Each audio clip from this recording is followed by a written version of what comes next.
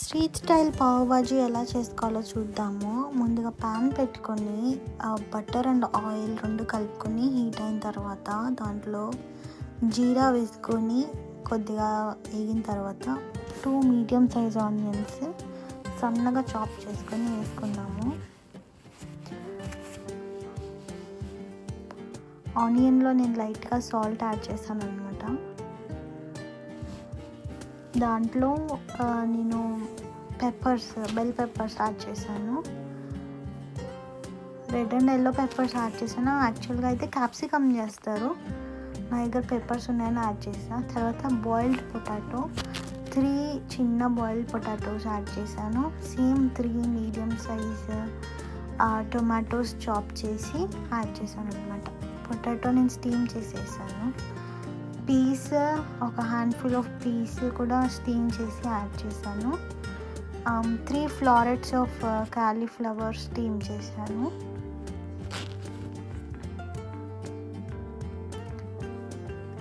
అన్నీ వేసి కలిపి ఒక హ్యాండ్ఫుల్ ఆఫ్ కొరియాండర్ యాడ్ చేసి గ్రీన్ చిల్లీని చిన్న టీ స్పూన్తో 2 టీ స్పూన్స్ వేసి మనకి కావాల్సినంత సాల్ట్ వేసుకుంటాము.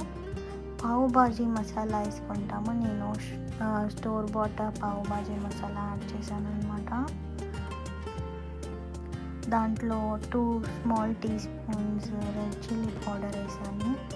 స్పైసీ ఎక్కువగా తినేవాళ్ళు ఇంకొద్దిగా యాడ్ చేసుకోవచ్చు. నేను ఎక్కువ తినాను కాబట్టి తక్కువ చేశాను.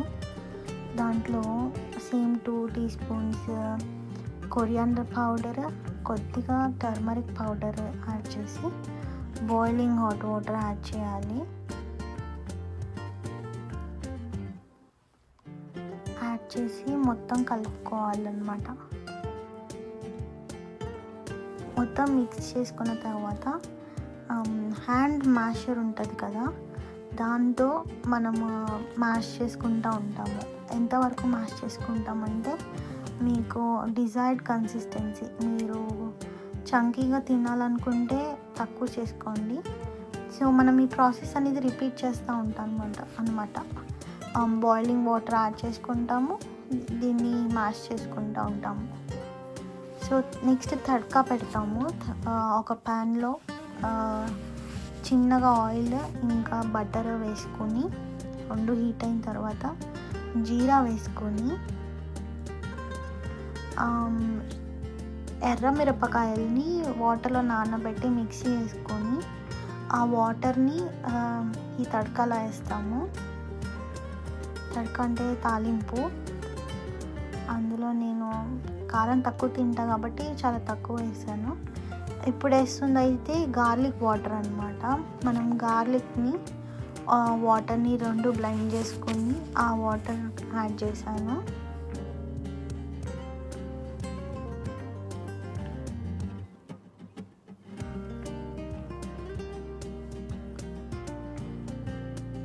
రెండు యాడ్ చేసిన తర్వాత చాలా చిన్నగా గరం మసాలా యాడ్ చేస్తాము.